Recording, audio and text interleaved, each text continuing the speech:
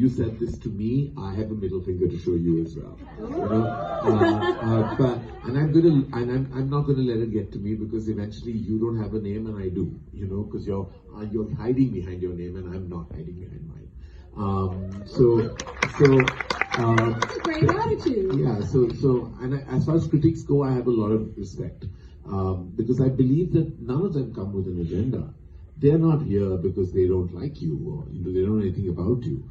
They don't like your film, and you've got to read stuff, because only if you acknowledge what's wrong can you really walk towards brilliance.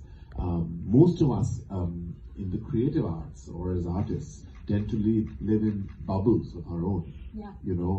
And bubbles that we like to create, and a machinery that we create for ourselves. We bring people into that bubble who will go on to be yes men and women, and then we believe them, and we don't believe the world.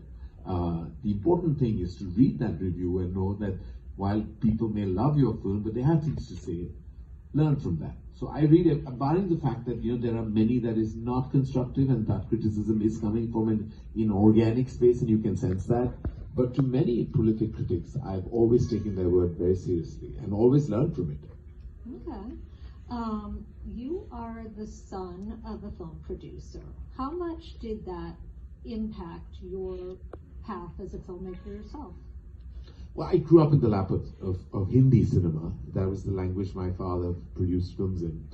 But I have to tell you, way back in the 70s, when my father was a producer, he began his journey as a producer was the most thankless.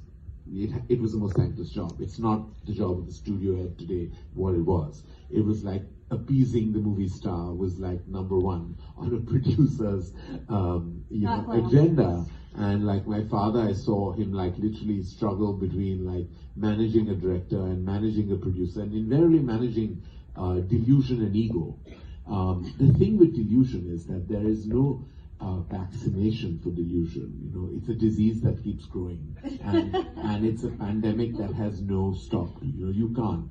Delusion is a disease, and you can't vaccinate it, because it's going to keep you. How do you combat people who think of themselves in a certain way, and you have to show them the mirror, but you don't want to show them the mirror, because then they won't work with you. So many a time I get like thoughts of writing anonymous letters to people and say, look, here's dear man, I'm a producer, this is what things are like in your career, and someone's got to tell you this, because you're charging X amount, but like I want to give you 1/4 of that.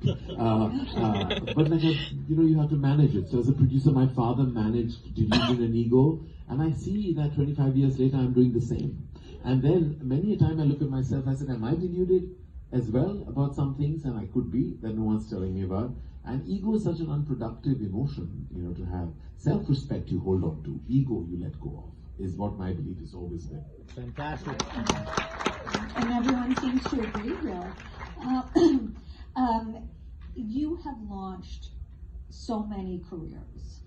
Is it something that you can immediately spot when somebody has that